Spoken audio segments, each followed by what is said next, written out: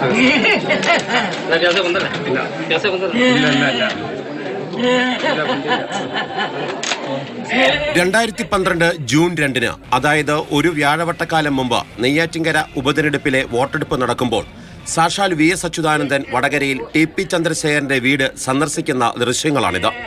വോട്ടെടുപ്പ് ദിനം തന്നെ പാർട്ടിയെ പ്രതിസന്ധിയിലാക്കുന്ന സന്ദർശനം VS നടത്തിയതോടെ നിസാര വോട്ടിന് സിറ്റിംഗ് സീറ്റിൽ CPM തോറ്റു. അതേപോലെ തന്നെ CPMനെ പ്രതിസന്ധിയിലാക്കുന്നു ഇക്കഴിഞ്ഞ ലോക്സഭാ തെരഞ്ഞെടുപ്പ് വോട്ടിംഗ് ദിനത്തിൽ EP ജയരാജൻ BJP നേതൃത്വവുമായി ചർച്ച നടത്തിയെന്ന വാർത്ത പുറത്തു വന്നത്. എൻ്റെ മകൻ്റെ ഫ്ലാറ്റിൽ എൻ്റെ മകൻ്റെ കുട്ടിയുടെ പിറന്നാളിൽ പങ്കെടുക്കാൻ പോയത്. ഞാനവിടെ പോലും വളരെ കുറവാണ്. ഒരു 10 മിനിറ്റ് കാണുമ്പോൾ കാണാൻ രണ്ടാളിങ്ങനെ കയറി വരും. അപ്പം കണ്ടപ്പോൾ തന്നെ ഇത് എനിക്ക് തോന്നി ജാവദേക്കർ അല്ലേ. അപ്പോൾ എനിക്ക് തന്നെ അത്ഭുതമായി. അപ്പോൾ ഒരു വീട്ടിൽ ഒരാൾ വന്നപ്പോൾ ഇറങ്ങിപ്പോകുമെന്ന് പറയാൻ പറ്റില്ലല്ലോ. ഞാൻ വളരെ സന്തോഷപൂർവ്വം നമസ്കാരം പറഞ്ഞു. എന്താ വന്നു വെച്ചാൽ ഞങ്ങൾ ഇതിലേ കൂടി പോവുകയായിരുന്നു.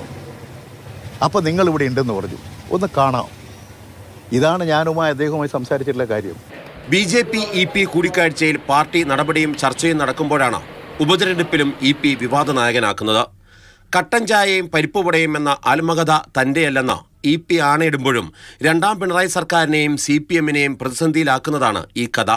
നേതാക്കൾ എത്രമാത്രം വിശദീകരിച്ചാലും മുതിർന്ന നേതാക്കളുടെ എന്തിനും മുതിർന്ന ചില നിലപാടുകളാണ് CPMനെ വോട്ടെടുപ്പ് ദിനം വിഷമത്തിലാക്കുന്നത്. മാതൃഭൂമി ന്യൂസ്, തിരുവനന്തപുരം.